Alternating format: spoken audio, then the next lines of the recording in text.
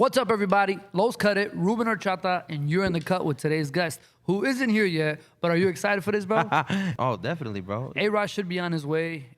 He just texted me he's about 5 minutes out, but we wanted to get started, man. Just kind of get ready for this, I guess. Get him ready. As soon as he gets here, we're gonna get him on, and it's gonna be live. It's gonna be pretty dope. And this is gonna be his first time being at the HQ headquarters Chicago, so I'm excited for that. Man, I think, man, I don't even, because, bro, you put the questions out and you got pings like crazy. Oh, yeah. We're doing these Instagram questions and topics for since it's Arod. I mean, dude, we blew up. We're not going to probably use all of them. We're definitely going to have a nice area where we could have Arod just talk about them nice and quick. But, Ruben, man, I don't know. You seem kind of like you seem kind of nervous, man. No, I'm good, bro. I don't know. You're usually good with your words. You're over here like I don't know. No, I'm sorry. Are you fanboying, bro? Nah, bro. Are you fanboying? No, but never that, bro. I'm good, man. If I was able to meet Rikishi without breaking a sweat, bro. Rikishi. You met Rikishi? Yeah, I met him one time, bro, before pandemic hit, bro. A-Rod's here. All right, go crazy, man. All right, 1 second.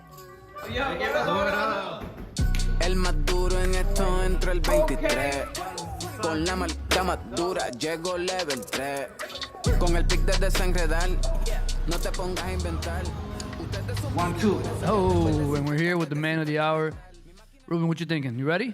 Estamos listos, papi. Estamos listos. Oh, yeah, man. I'm excited. Let me introduce you guys. You guys already seen him come in. You guys already know who this man is. He needs no introduction, but I'm still going to do it. Arod, what's up, brother, man? How are you, bro? What up, baby? First and foremost, man, hey, real talk. It's an honor for you to be here. It's the first time you see in the space. I'm glad you got to kill 2 birds with 1 stone. You're on the new podcast. I appreciate you being here. I know Ruben does too. And Ruben was excited to meet you too, right, Ruben? Yo, bro, it's crazy, man. He said, A-Rod. I was like, bro, I know who he is through a different aspect. You did a movie with my boy Don Benjamin, bro, and North of the 10. And so when I saw you guys do skits together, I was like, bro, full circle moment right there. Well, I wasn't in the movie. I just know Don and, Leanne and the entire squad from LA. Mm-hmm. But yeah, great people. Every time I go out there, we get some videos going if we have time, and it's great. That group right there is very important in what A-Rod is today.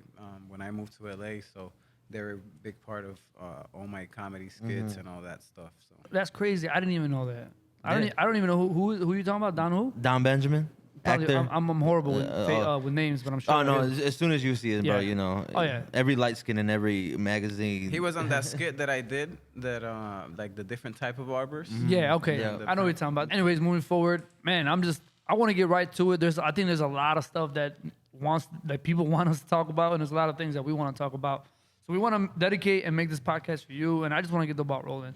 Because you already know it, right? You're your family. Me and you, we could sit, we could talk. Yeah, bro, and dope place. I love man. it, and I can see that you're maximizing your space here with everything that you do that is similar of the things that I do. So if you're ever in the downtown area, man, or you got people in here and you don't want to move around too much and you want to just stay here, my house is your house. So Yes, sir. like I said, it's dope. So before we get started with anything else, man, there's a lot of things that I want to talk to you about that I was just wanted to wait and just ask you, because I really feel like not only do we, the people want to know a lot of things. So I'm not gonna bombard you with some crazy, So imagine I just hit him with some soul.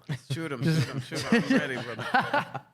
Nah. So one of the first things that I wanted to know, man, I think it's a good way to start off the podcast is, you are a perfectionist, and this is my personal question to you, man. You're a perfectionist, so am I. But the difference between you and I is that you have patience. I don't. Yeah. I'm very big on always doing something good and doing it fast, getting it done fast, and then letting it out so fast. Whereas in you, and I'm pretty sure a lot of people don't know that, you can hold on to projects for months at a time. Years. Sometimes it takes you months. Sometimes it takes you years. I've seen one time on your phone, you were showing me stuff that you didn't even drop till 7 months later. Now me, I'm the complete opposite. I'm a perfectionist. I like everything to be good. If something isn't good, then I learn from it, and then I just correct it on the next set. But I think what you've done is something that I'm gonna start doing. It is inspired by you. I think now, especially with the holidays coming up, business is gonna get slow as far as traveling. So I'm like, what can I do? Imagine if I could do something that I could take my time how you do it and just perfect it in months and just really do it big enough and release it how you do it. But my question to you is, how do you have patience? How do you not get the urge to just drop so much so often? Well, that's a great question, and having both sides where you like to just release very fast, and I like to do that too. But it just things that I see in my mind that I want to just take my time and do that. At the same time, there's a lot of other things that I want to perfect as well that have been worked on for so long. So it's kind of like, all right, I record this, but I have these projects pending and all these kind of circumstances. But yeah, bro, I was very impatient back in the day, very from since I was a little kid, and I'll start drawing, and if it didn't came out how I want it, I'll start screaming, break it, start throwing a tantrum. So, it's something that I've had to work with, and being in the military, my dad always like, hey man, you just got to be patient, and how do you get patience? By getting these things, and just you have to just mold your actions and everything you do to be that way. And I'm not saying that it's always right, like I'm right, you're wrong, because I'm missing on like releasing more stuff more constantly because I'm focusing on being a perfectionist. And I have sometimes my family members, my wife, they're like, yo, why are you doing all these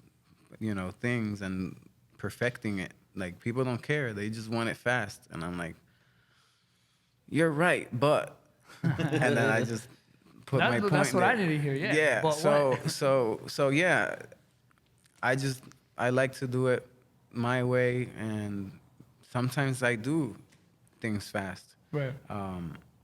And they work. They always, the least one that you expect, it hits. So like sometimes like a project that I've been working for a long time, it hits. Sometimes it doesn't hit. But sometimes something that I worked on very fast and just released it, then that also hits. So I never know what's really gonna hit or not. So I'm just focused on doing the things that I like to do and on my own pace, and whatever happens, it happens. I really don't care, what goes from there, as long as I'm pushing out the correct message that I want to push out, and for the people to receive it their way.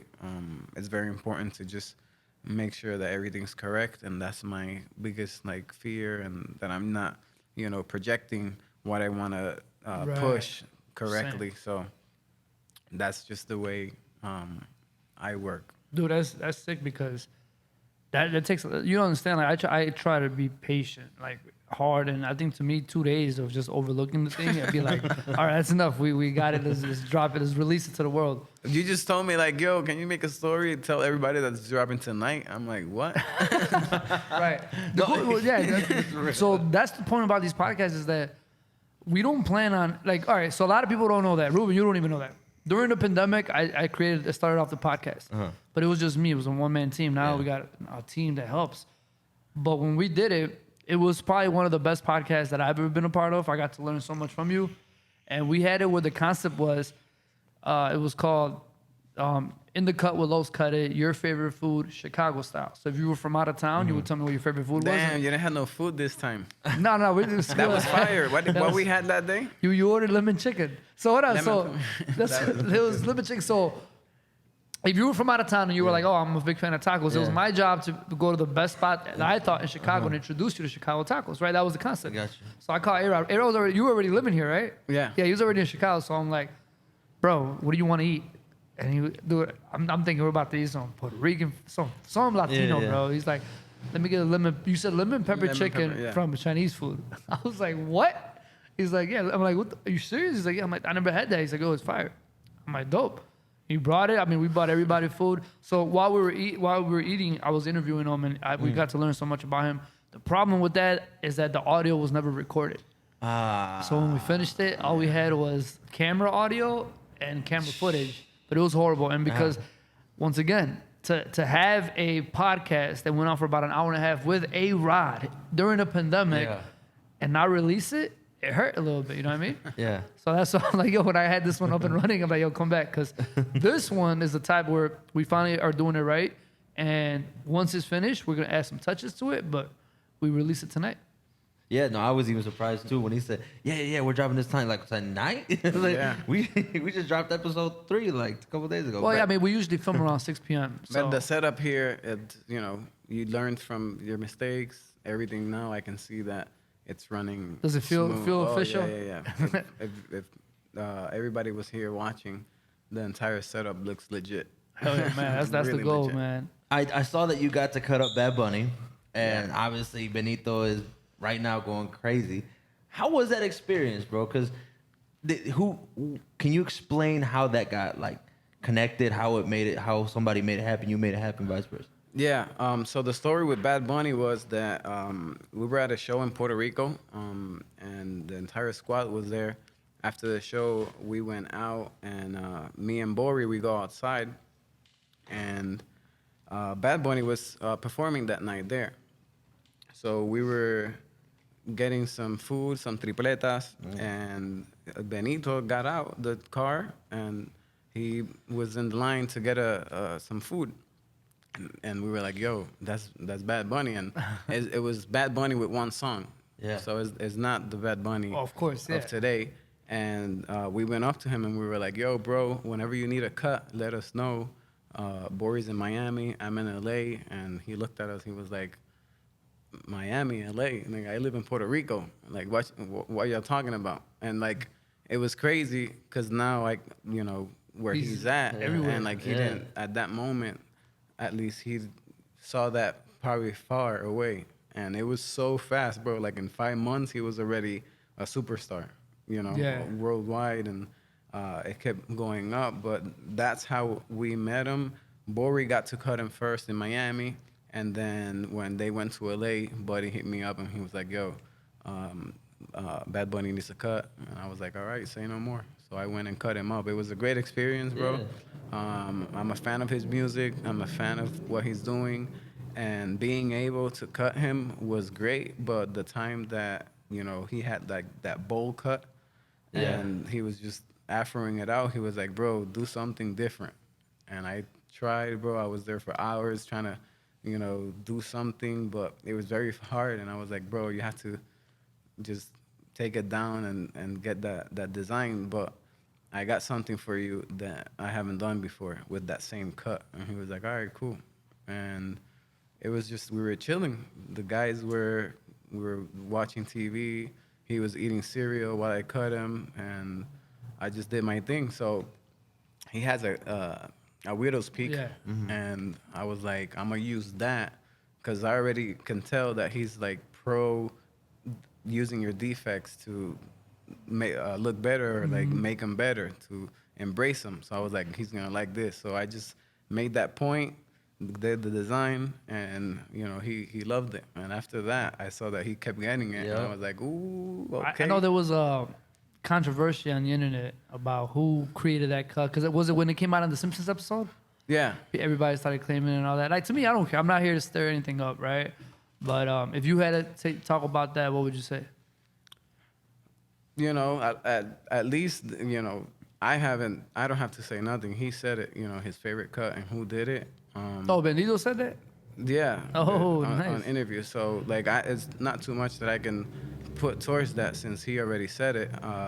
But, I can see why the confusion. You might did the point, or you might have done anything, different than the first one that I did, but nobody did. Everybody was doing a straight line on his lineup before, so Yeah. the creation, What's understood. when you create, Yeah, is when you take something out of nothing, Right. and you make it, and that change. A lot of barbers got to. I never claimed nothing until he said it. Right. I'm not that guy because I did the cut, and then he started getting cuts from different people, and they were posting pictures of the cut. I didn't post no pictures when I did the haircut, and they're on my phone from the first time. When I released pictures, it was another time that he came back to LA and he had a big shoot, and that's when there's a video that I posted where he shot me out on a story, and and all that. And I was like, Wow. yo, can I do a story? He was like, yeah, but let me do mine first. And I was like, ooh. So he tagged my name like this tiny, Why and do you I like got like 15,000 followers. So I was like, damn, if he would have put that name a little bit bigger, would've been God knows what would have happened. But you know, he's really cool, super calm guy. I remember that at that time he blew up, and I was like, yo, check this out. And I show him the first flat top where I'm like singing, rapping on the beat while I'm doing the cut. And he was like, oh shit, punch, you hitting those punchlines. And he's like, yo, this is dope. So that right there for me, I was like, that's the Damn. biggest payment ever. But you know what's crazy? That was what? That was 5 years That ago. was 2018 or 2017. So about 4 or 5 years ago, right? And Yeah. and that leads me to my next question is that I literally have on my notes right here. It says barber turned rapper. That was it, because it wasn't a question. It was just a topic. So and I remember, bro. I mean, I've known you, man. What 2012, 2013? We've known each other for a while. So I've always known you had a thing for music. I've always known you did music, but the world probably didn't know. A lot of people didn't know until now. What I'm noticing is that you're releasing your videos with your own music. Yeah. And not only are you releasing your own videos with your own music, but you're rapping about what's going on in the video. Yeah. So it makes you, I think you have one of the biggest, if not the biggest, impact in the Latino community, Latino America, everything down there. I mean, they love you, bro. And for you to be doing that, and I think you just get so much love. So could you talk to me about like what made? I know you said Bendito said, "Yo, that's fire" and all that, but it took you an extra 4 years to finally release it. Why did it take so long? And how do you feel about you finally released it? So you finally getting feedback. People are reacting to it. How's the feedback? What do you think? So when I moved to LA, I made a studio in the back of the shop, and I was recording, just playing with beats. Cheda had the fire beats. I was just playing around with it. And like I said, I'm a perfectionist, so what I was making, the music-wise, it was just for me. And I've been doing it for a long time, so I have a lot of music that I just listen to it, that is not out. But then the flat top came up, I did the haircut, and then I just came up with an idea. I was like, what about if I rap about what I'm doing on the cut? And that's a different type of education that can help other people. Because I remember when I was in school, I'll be bored just because of the way that the teacher was like explaining things and not being able to just involve more fun to it. There's some teachers that they were doing it, but others that didn't. So I thought about that, and I was like, that's a great idea. And I started doing the flat top. From the time that I recorded the haircut to the time I released it was like 8 months. So from the first one, I took my time, and even though I recorded it on a Final Cut, so I didn't record it on a music studio. Wait, you So recorded that song on Final Cut? the first one, yeah. Like the audio, the mic connected to the program and recorded like that? Yeah, so on the same project where I edited the video, Yeah. I was doing Voiceover? the voiceover Savage. from straight from the laptop, and then after I finished everything, I exported it, I sent it to Chera, and then he had to figure it out. Which now we have the professional programs, and Right. I know how to send the files correctly and do things around, and it's way easier and it sounds way better, the quality of the audio. But yeah, that was the way that happened, and I've never been scared of what people may think. I'm gonna do what I want to do. You like it or you don't, Right. so that's on you. Like Right. even if you don't like what I'm releasing right now, tough luck. That's what I'm on, and that's what I like. So if you're a barber, you're filming your haircuts, you have the content, you're creating everything, but then at the end, you have to grab music from somebody else and put it on your video, then that entire piece is not really yours, because you're gonna Facts. get hit with copyrights, and you're gonna get hit with this and that, and the entire creation, you can't really tell unless you make the beat, Damn.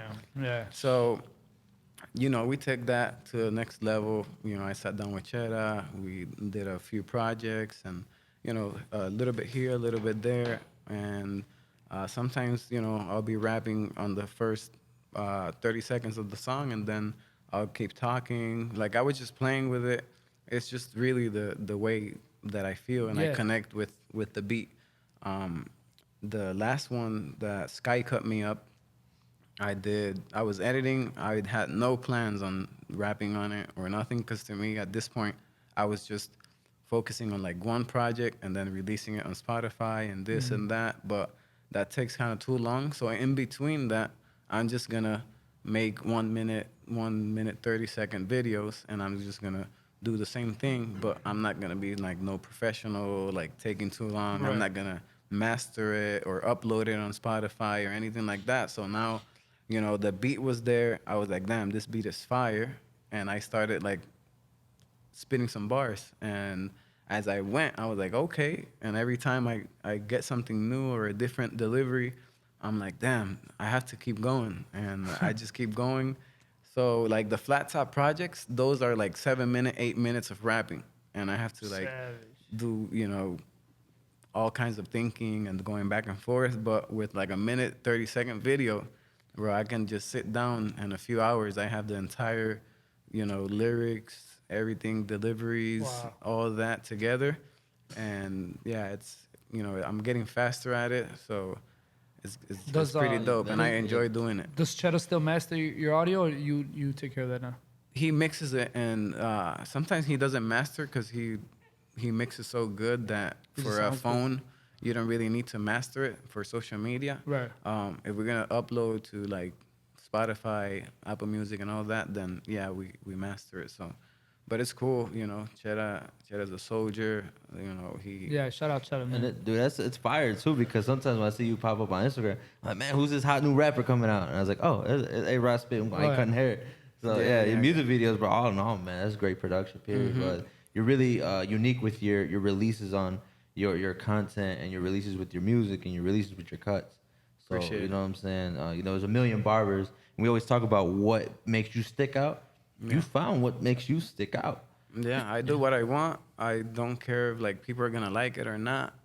And when I think it's time for me to switch it up, like I can feel like, all right, cool, I'm done this too much. I need to switch it up or whatever, and then this is not helping no more, and all that. Then I switch it up. But I have to keep a balance. We have trade shows, we have all kinds of appearances, we have everything. Lord Right. knows, and Yeah. and it's not easy. So you just gotta do what you like. If not, you're gonna be miserable. Yeah, if you do what you like, I swear to God, if you do what you like, you don't mind being as busy. Remember that. When you're working for someone else, you gotta do some other things you don't want to do, or serve people, or anything you're not comfortable with. If you're that busy, you're gonna drive yourself crazy. But I mean, you wouldn't have it any other way, bro. Like we were talking about it earlier. Like you got kids, I don't. You're married, I'm not.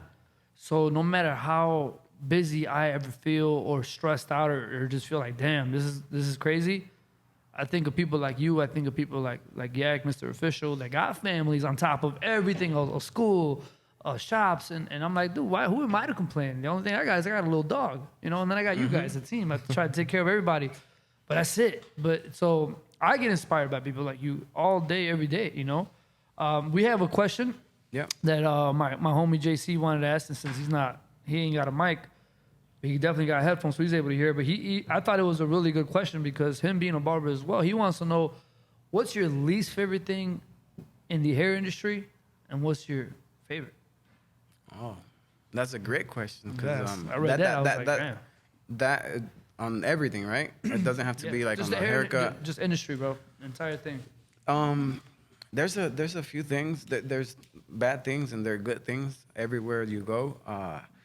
Good things, I love what I do. I have a passion for cutting hair and everything that involves that. I just have fun with it.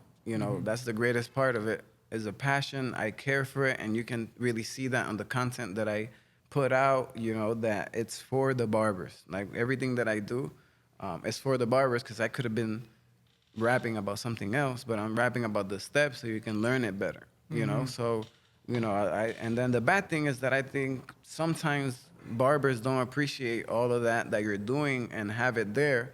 Where back in the day, we had none of that. Now they have so much content, so much new things from millions of barbers, that they have it there, and now they feel like, oh, I don't even want to check it out because there's just too much.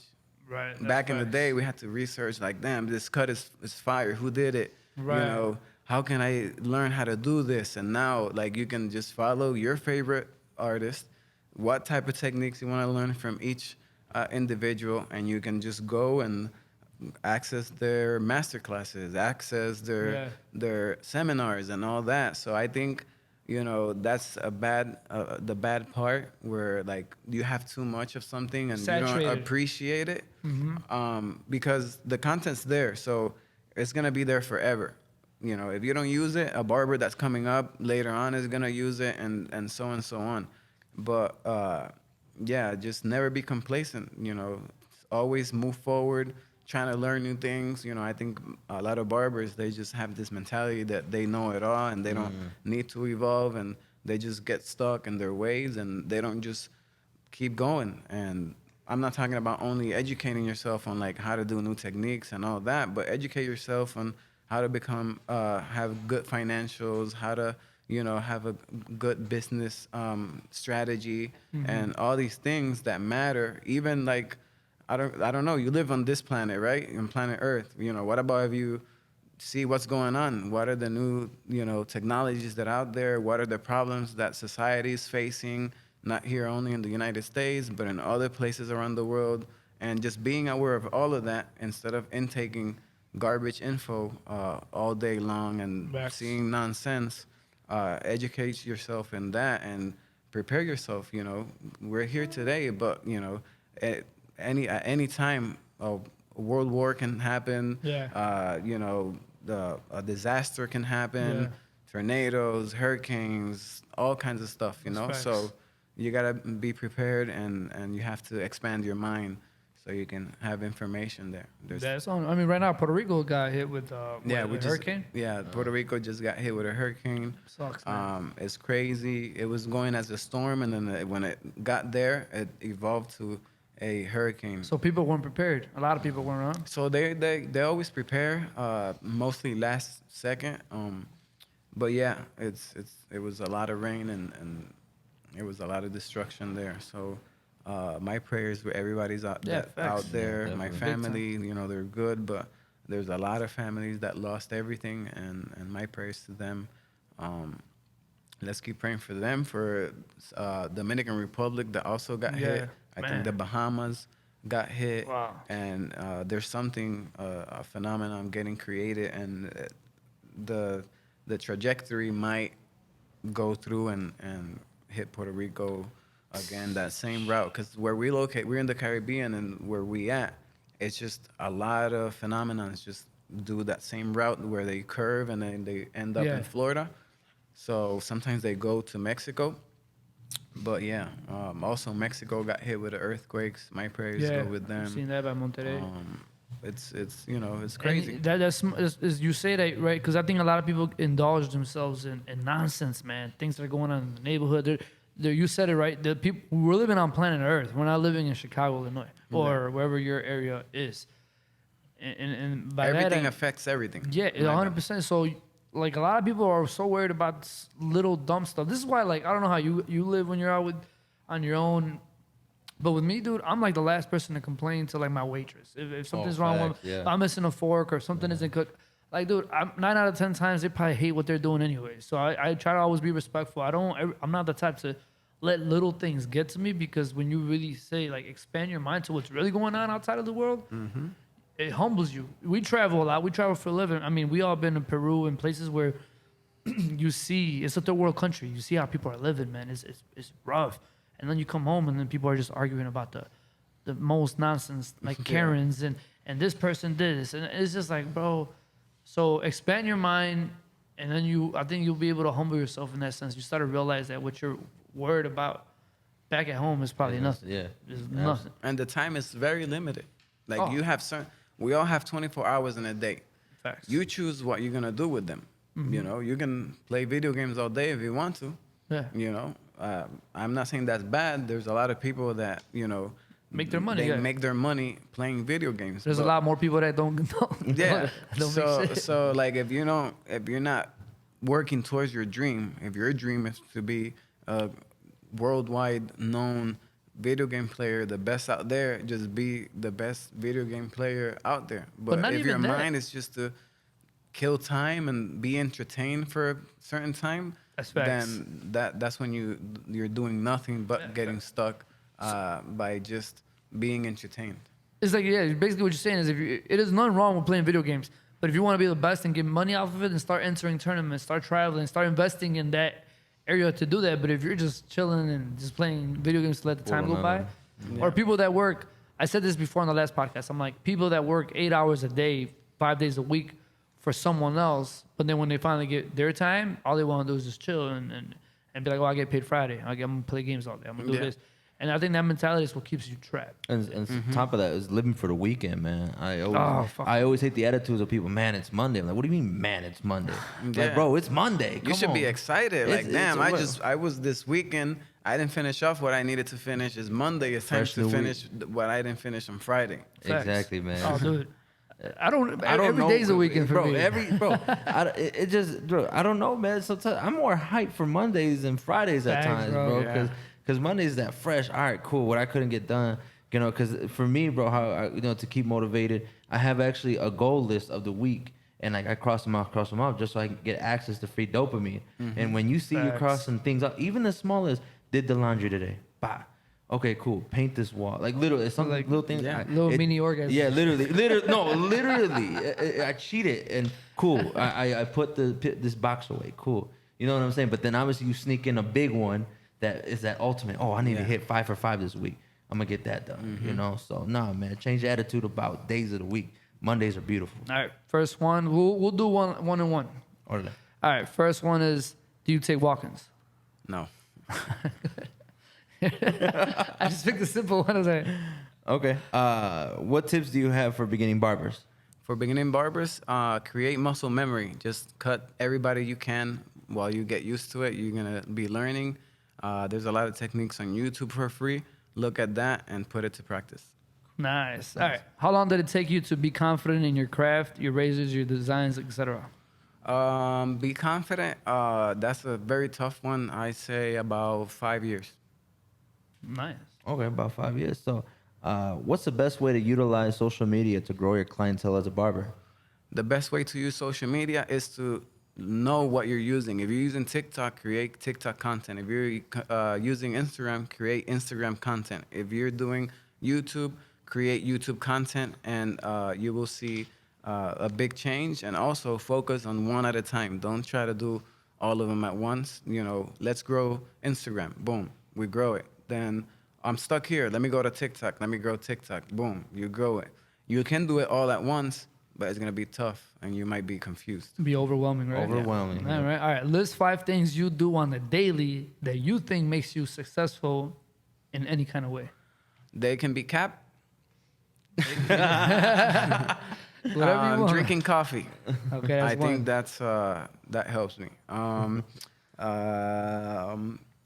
Starting with some relaxing music and going through the list of things that I have to do. Okay. Eat a good lunch. All right. You skip breakfast? I skip breakfast. Yeah. Nice. Me too. All right. I don't, obviously. Always, be thankful that you woke up that day. Nice. Yes. And also, everybody around you, just make sure they know that you love them. Damn, that's Yes, solid. sir. That's damn, I never thought about No, I always tell Lowe's, make sure you tell your parents you love them, man. No, I do. I really do. Yeah, I really do. Every night, man. Sorry, So- go ahead. Every time I see my son, my daughter, my wife, I'm like, yo, I love you, right? Nice. All right, cool. Ricky, I love you, bro. Hey, JC. JC, we love you, We dog. love you, man. All right. Good. All right, what keeps you inspired to stay in the industry? What keeps me inspired to stay in the industry? Okay. Opportunities. Opportunities keep me going. And the fact that sometimes you gotta create the opportunities is what makes it more fun. Like sometimes there's not the opportunity's not there, and you have to create it. So, like that's a bit tricky of a thing to do, but it's very, very helpful, and it will take you and will separate you from everybody else. At the same time, make sure that you do your job correctly and, do things that others aren't doing. So, those opportunities can come in. No, and then that's real because when that's getting back in the gym, you know what I'm saying? You making sure you in the gym. And that comes for all aspects, you know what I'm saying? And when I do film, you know what I'm saying? I make my own film. If I don't get calls from people, okay, cool. I'm gonna make my own character. Cool, I'm still in the gym.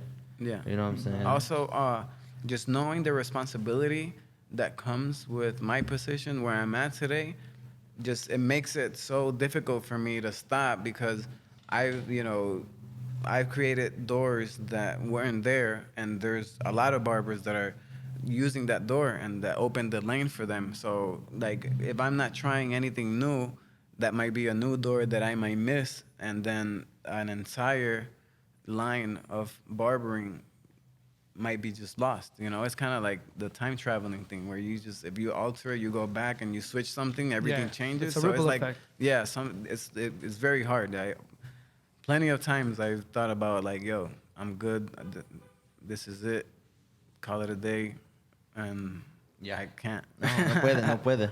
That's fun. All right. That was a solid one. All right. When was the first time in your career going viral, and how did you feel? Oh, you know what? I've seen a lot of stuff you've done, bro. So I'm curious to know this. Like, you are gonna go. Yeah, pretty much. Let me see if I can remember. I don't remember when, but when was the first time? Was it the flat top video? Correct me if I'm wrong. Flat top. You were already big by then. Flat top is probably one of the biggest, but. No, when was it? What was career changing like for you? Like when did you feel that? Career changing. I did this haircut with a basketball. The kid fell asleep on my chair. I went to have lunch. I edited the video real quick and posted it and came back to work. I was filming from my phone. So everybody out there that thinks that, damn, how he got to where he's at, we need a photographer to start, we need a videographer, we need this, we need a team. No, you can do it by yourself. There's a phone every year that drops, and every time they're bettering the quality of the camera. So take your phone, put it on one hand, cut with the other, film everything you can, and then at the end of the day when you're off of work, put those clips together and just start posting. I did that and it went crazy. I was getting like, I don't know, I got like 8 million views. Were you in El Paso still? No, I was in LA. That was in LA already? Yeah. Okay, you got 8 million views? 8 million views, and I got like 100,000 followers from that. Oh, shit. Which is crazy because now I get like 2-3 million views, and I don't get that much following. So saturated. So it's kind of like it switched, but it was pretty crazy. That was when I had to turn off my notifications on IG. Oh yeah, 'cause you probably couldn't sleep, bro. After that, and then after video after that, I was like, what did I do on that video that I can keep doing? And I just kept moving, started doing those step by step. So it's pretty crazy. No, that is dope, man. So someone else asked, already have some years of experience as a barber. How can I become an educator? How can you become an educator? Good question. That's a very popular topic that's going on. I don't know in the U.S., but in Latin America, they're talking about these type of topics on what makes you an educator. 10,000 followers? No, that doesn't make you an educator. 100,000 followers? That doesn't make you an educator. And a lot of barbers are misled where like, if you have a lot of followers, that automatically makes you an educator.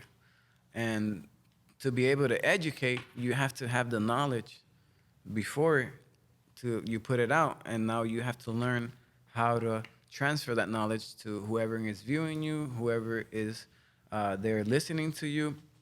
So how do you become an educator? Educate yourself. Ooh, if nice. you educate yourself, you can be an educator. When you've been educated enough and you've learned from that, and then you practice on the front in the mirror, you practice in front of people that you know, and then when you feel prepared, then you go. Yeah. Do you know how to whoever's watching right now, how do you know if you can be an educator?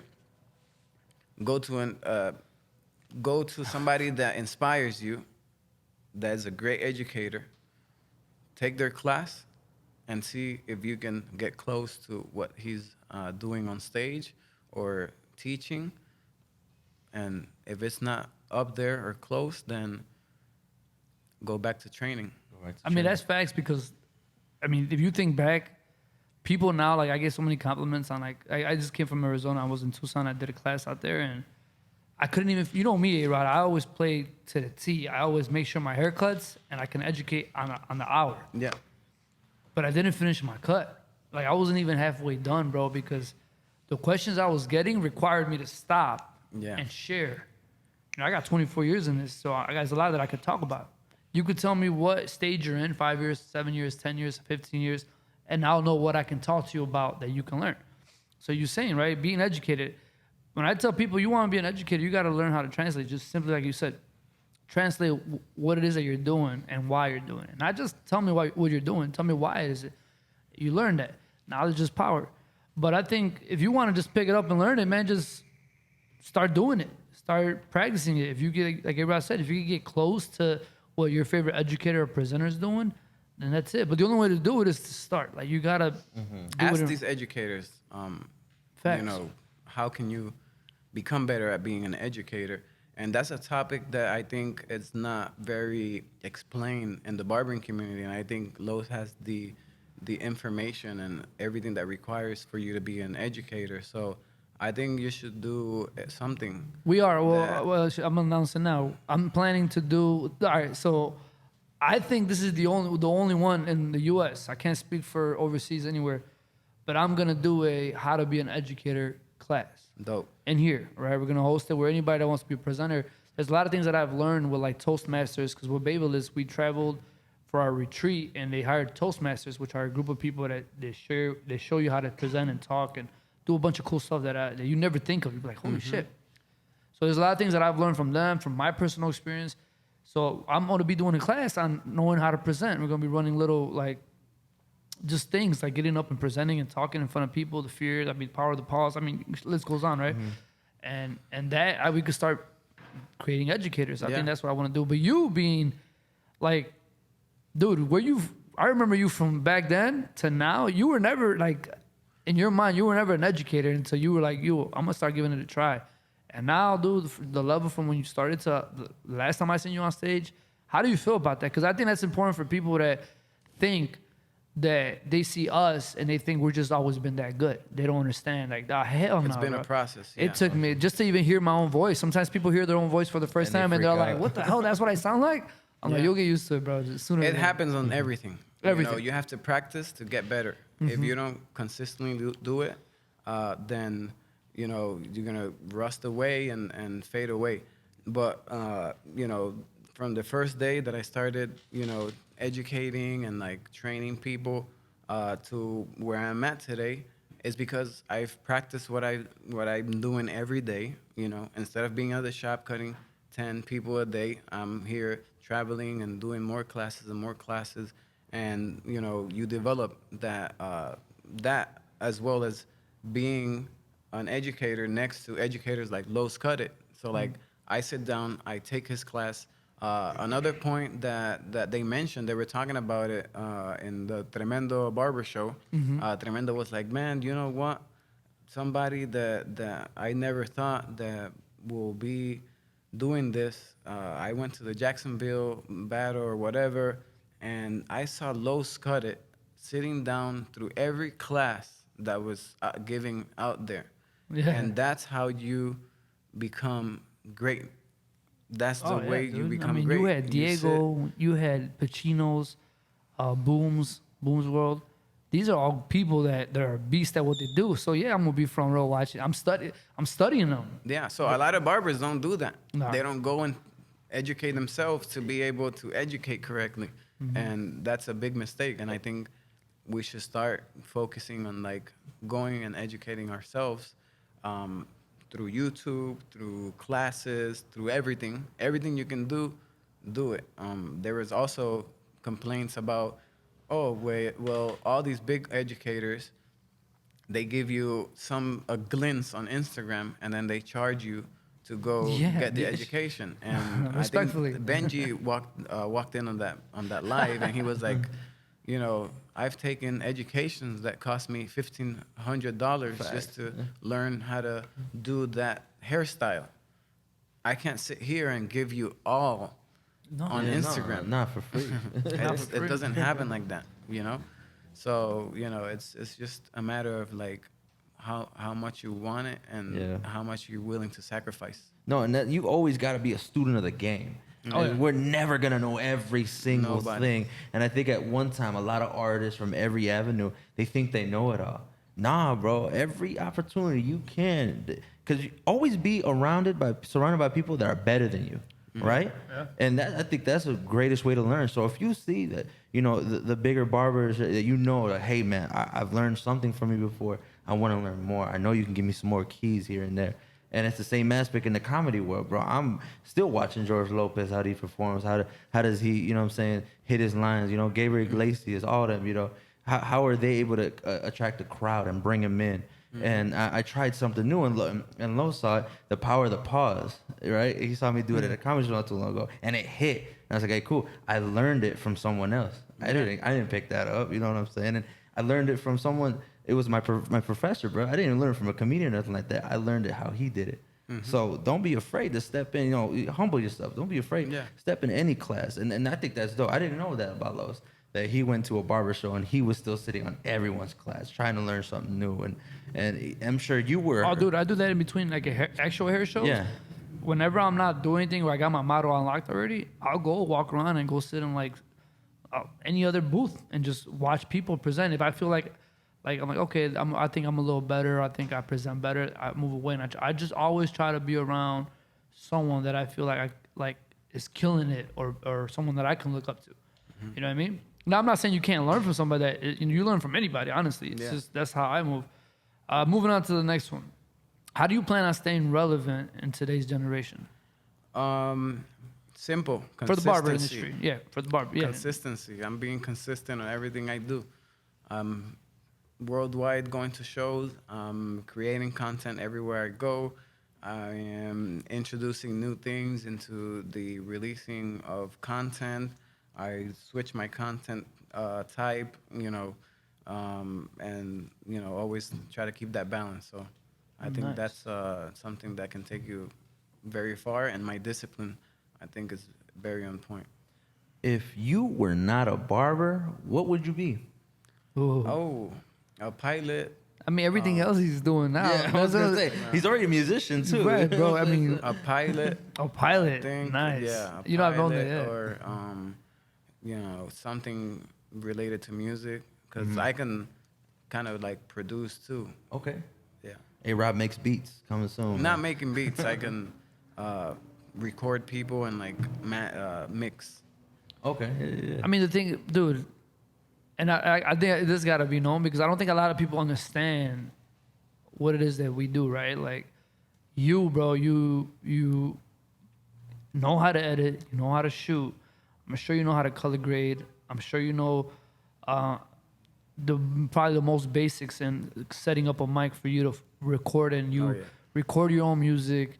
I mean, dude, you do it all. It's not just hair. And it kills me when people sit there and see an entire production, not just from you, from other people, from myself, right? Yeah. They see an entire production that you did it all. You did everything. Even you're rapping on it now, and still want to dog the haircut wasn't this, or like the most simplest thing. And it's just like, come on, bro. Like you mentioned earlier, appreciate what was created here, not just the hair. If you're only thinking about hair, then your mind is there, you know? And another thing is like, if you're doing something and it requires a group of people or different avenues, what will happen if you don't have that team behind you? Are you gonna stop? That's right. Yeah. Learn everything. That's exactly why I learned it, bro. Yeah. I swear to God. All right, this is one of 3 questions I want to ask. I think the last one to me caught my attention. How can you grow bigger in this industry to be able to be in the positions that you are in? Yeah, that was pretty much it. Like, what's some advice you give people to grow bigger in the industry? Grow bigger. Make sure that your haircuts are unlocked, that you're making your money at the shop first. Make sure that your foundation is built strong, and then after that's there, then you can go and manage your way to whatever you want. There's millions of lanes here in the barbering industry, you know, from making shows to working, being an educator, to being an ambassador, to you name it, and there is something for you. Find what's the lane that will take you there. If there's not one and you think you can mix things together, do it. We've seen plenty of people that take different routes and they do Facts. amazing. I can't have A-Rod on a podcast and I'll talk about that. And plus, Jay wouldn't forgive me either. So, you know, this is why I'm rocking the level 3 merch. You see me right here, the little half a turtleneck. Sheesh. Sheesh. And I think a lot of people, and I'm sure you've gotten this question a lot because I get it all the time. So if we want to address the whole how level 3 was born, the clothing line, the product, what's coming in the future, I think that'll answer a lot of questions, man, from anybody that sees this. So, I mean, start from how did level 3 start, man? Yeah, so level 3 started, you know, by, how can I explain this correctly? By disappointment. It started by, you know, the lack of respect that was being brought into the barbers. We were working with a brand that didn't appreciate us, what we were doing, everything that we did. A lot of people thought that we were the brand and we had no control over the brand. Plus, we didn't have no help bringing and doing all the projects that we were doing that costed a lot of money and, you know, a whole line of different difficulties that would make it for us to being able to bring you a correct price point on the product, to have the right quality on the product and all that. So, you know, when the pandemic hit, we were like, you know, we need to do something and we need to do it now. So that's when we started doing the shift and started creating what's level 3. We had it in mind for a very long time and we had the ideas all over the place, but, you know, go time was when the pandemic hit and, you know, while everybody was just at home, you know, doing nothing or anything, we were grinding, we were creating, we were taking down and building back up. So, you know, we created the products that the barber actually needs, you know, nothing more, nothing less. If there's a product that level 3 carries, you will have it on your stations for something with a purpose. It's not going to be collecting dust. It's not going to be there not being used. And we have a whole line of wet products. We have a whole extended line of accessories. We have blades. We have blade holders. We got more blade holders, more milli blades, different styles coming in. We have all kinds of things, shears, thinning shears, nail clippers, all that. We see, I didn't even know about that. Nail clipper? We got shampoo, conditioners. I mean, we have color line that's coming like anytime now, this month, next month, who knows. We have colognes that are coming. Oh, man. I remember that. We have the compressors. We have a lot, you know, and it's not easy. We're growing worldwide.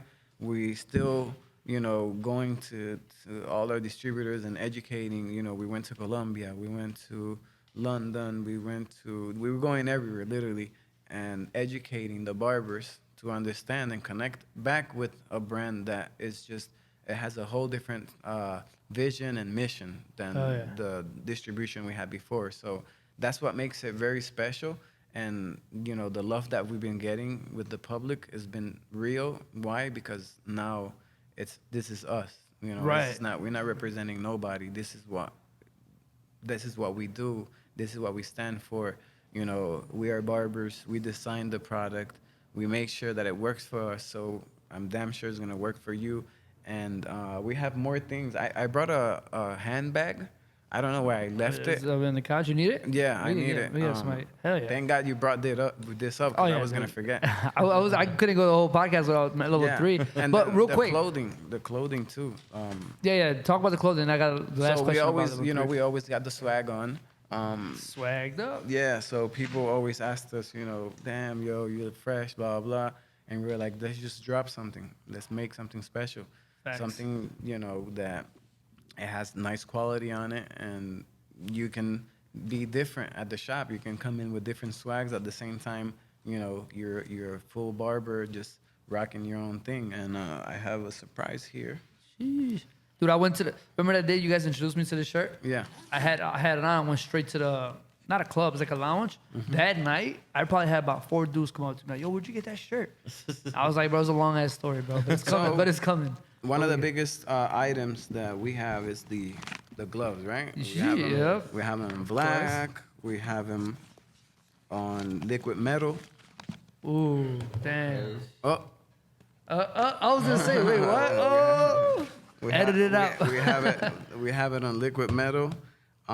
We have it reddish. We have it orange. We have it green, Yeah. and now we have the pearl lavender. Yo, I was looking at this when you dropped them, and I was Fire. like, damn, those are This sick. is the pearl lavender and the pearl pink.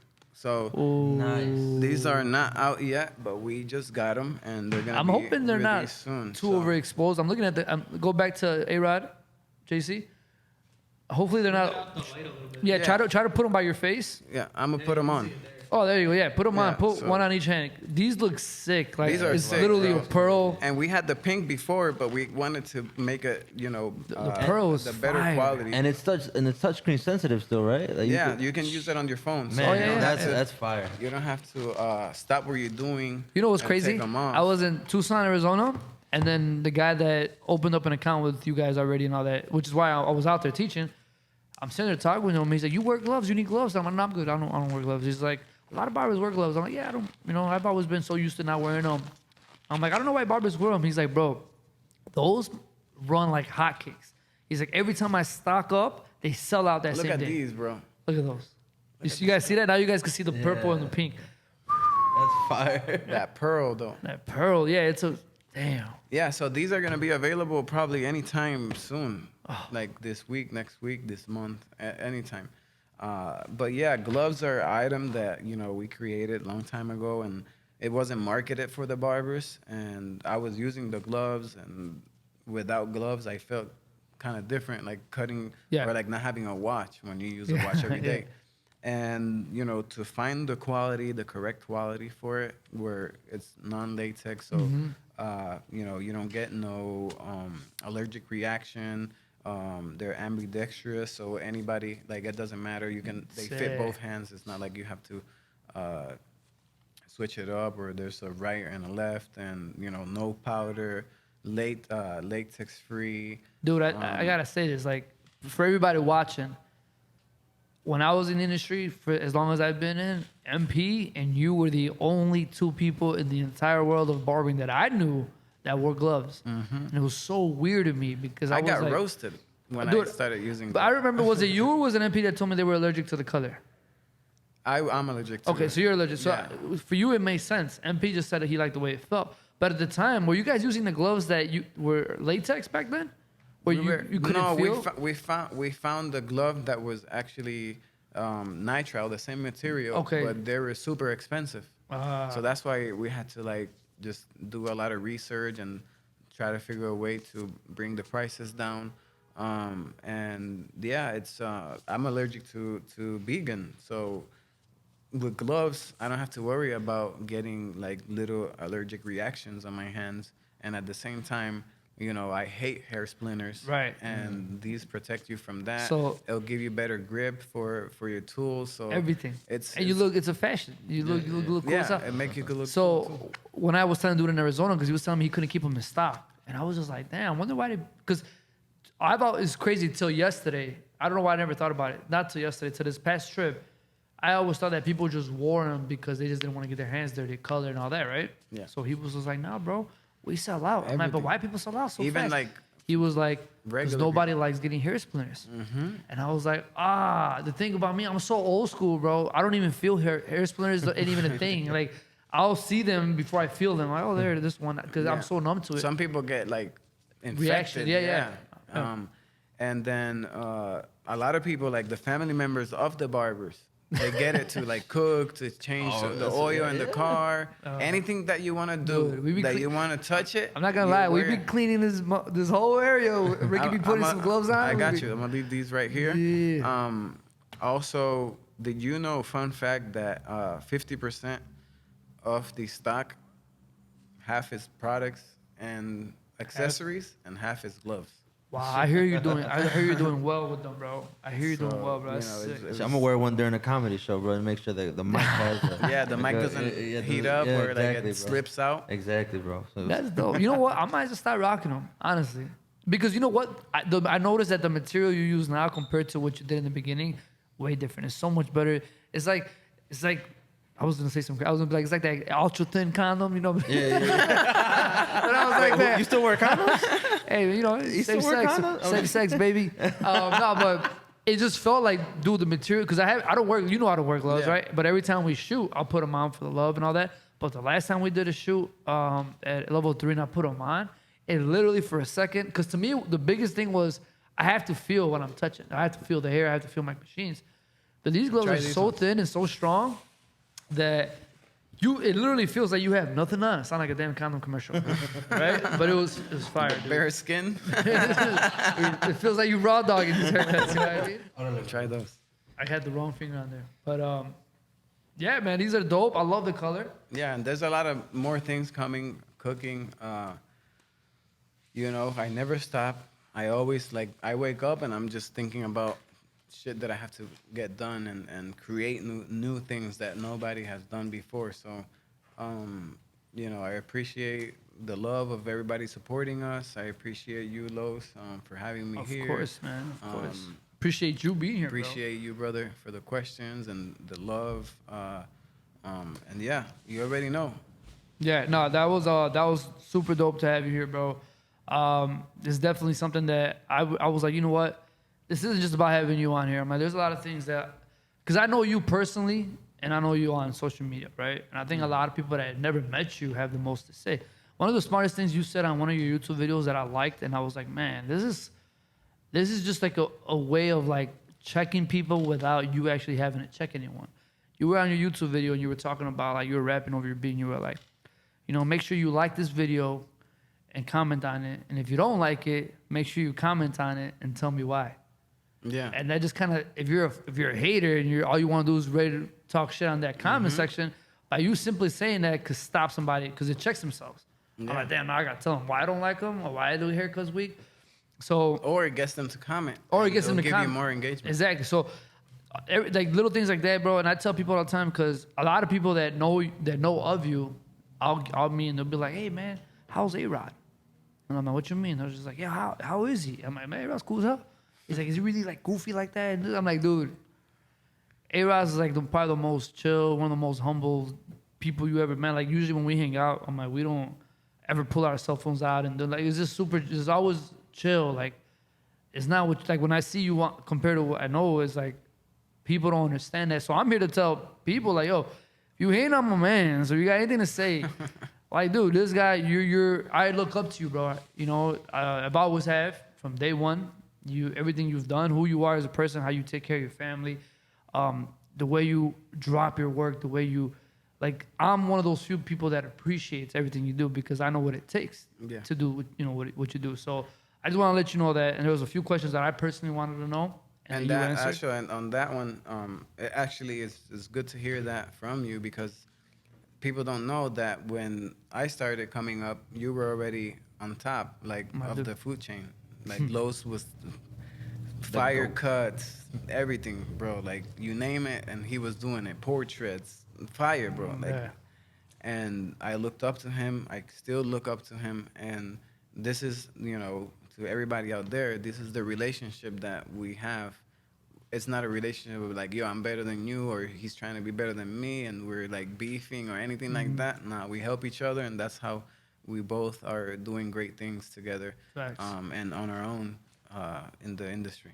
Yeah, that's facts. We're literally going parallel. No, two goats can't exist. Yeah, we're parallel. We're not crossing each other's paths. We're parallel. Hey, y'all know y'all lane and y'all kill it in y'all lane. Y'all unique. Both y'all have your own different styles, and y'all, when y'all collide, man, y'all Scottie Pippen and Michael Jordan, man. So. Facts. But hey, listen, we already hit the hour mark. We wouldn't want to go crazy for our viewers, man. It's all good, bro. This is home. I can be here. Whatever. This is a big one, man. This is a big one for us. I don't know. Let me see if I got any Spanish questions because I know. A there few was people. like one. Can I ask one more, bro? Of course.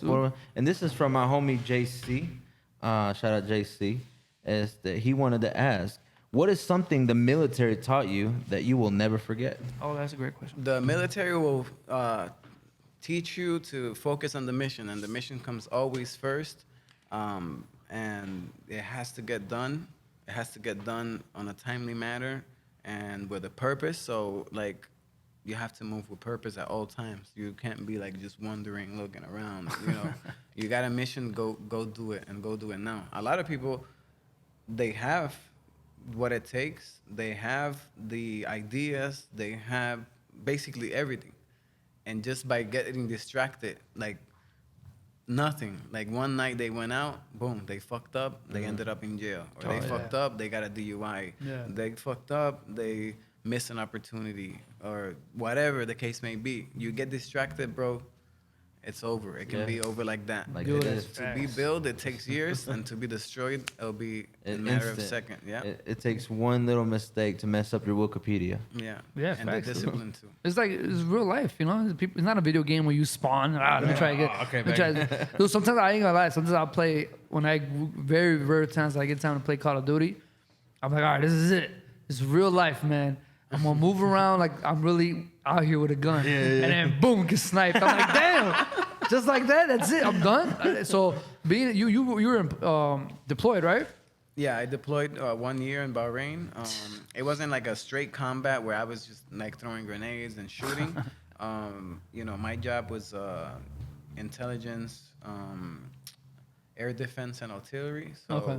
we were looking for like any type of threat. So like if they shoot a missile to the U.S., we'll take it down. Nice. Damn. Were you scared as hell when you were getting deployed? Or was going to, or are you one of those people that were like just geeked? Not really. I was kind of like, I don't know the feeling that I felt, but I knew that I wasn't gonna go to like where the craziness is going on, but I knew that as soon as you get there, it's game on. Anything can happen. Don't get caught lacking. And you practice the entire time for that. So like, if you're in the military and you're in the U.S., you're training for that moment. It's like the game. It's like you're practicing on the court, Until you, and then when game starts, that's when That's it. it gets real. So, I treated it like that, and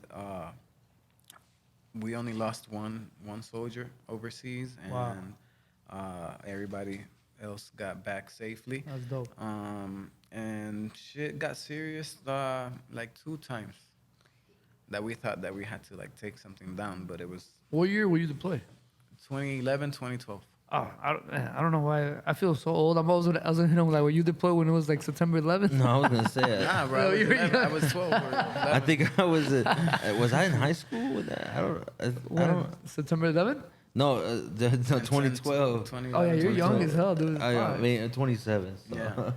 Right, yeah. He's- My nephew asked me, he's like, "Where were you around September 11th?" I was like, "Man, I was a freshman in high school, and I'm talking to him, and I looked at him, and I'm like, you? He's 16. Yeah, I'm like, you? And then I'm like, wait, you were born in 2006, bro. I'm like, my bad. He's just like, yeah, dude, that to me feels like old. I'm like, nah, I still think about it. I'm like, that was... Now, even with that, you still wanted to join the military? Even though it was 12 years later, you still, like, you were like, let's do it? 12 years later. Because you joined in 2012, right? Yeah. So, yeah, in 2021... No, 2001 or 2000. When was the September 11th?